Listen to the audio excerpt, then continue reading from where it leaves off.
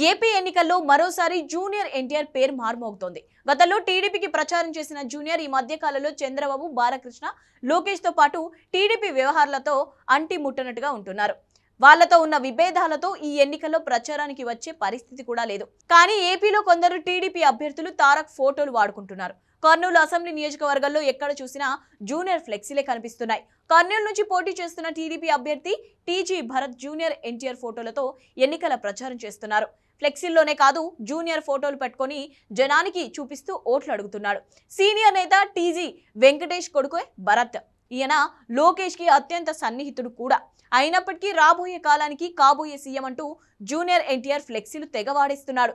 లోకేష్ దగ్గర వ్యక్తి అయిన భరత్ ఎన్టీఆర్ కాబోయే సీఎం అని ఫ్లెక్సీ పెట్టడం ఏంటని జనం ఆశ్చర్యపోతున్నారు. ఈ ఎన్నికల్లో జూనియర్ ఎన్టీఆర్ ని వాడేసుకుంటే గెలుపు గ్యారంటీ అని భరత్ అనుకున్నాడేమో. మరి ఈ విషయం చంద్రబాబు బాలయ్య, లోకేష్ కి తెలిస్తే జరుగుతుందన్న అనుమానాలు వ్యక్తమవుతున్నాయి. జూనియర్ ఫోటోని ఒక భరత్ మాత్రమే కాదు, గుడివాడ వైసీపీ నేత కొడాలి నాని కూడా వాడుకుంటున్నారు. మొన్నటి నామినేషన్ ర్యాలీలో తారక్ ఫోటోలు ప్రదర్శించారు. కొడాలి నాని జూనియర్ ఎన్టీఆర్ తో దిగిన ఫోటోలను వైసీపీ శ్రేణులు ఏర్పాటు చేశాయి. నాని వెనుక జూనియర్ ఎన్టీఆర్ ఉన్నాడన్న టాక్ నడుస్తోంది. మరి భరత్ కు కూడా తారక్ పర్మిషన్ తీసుకునే ఆయన ఫోటో వాడుతున్నారా, సపోర్ట్ చేస్తానని మాట ఇచ్చారా అన్నది తెలియాల్సి ఉంది.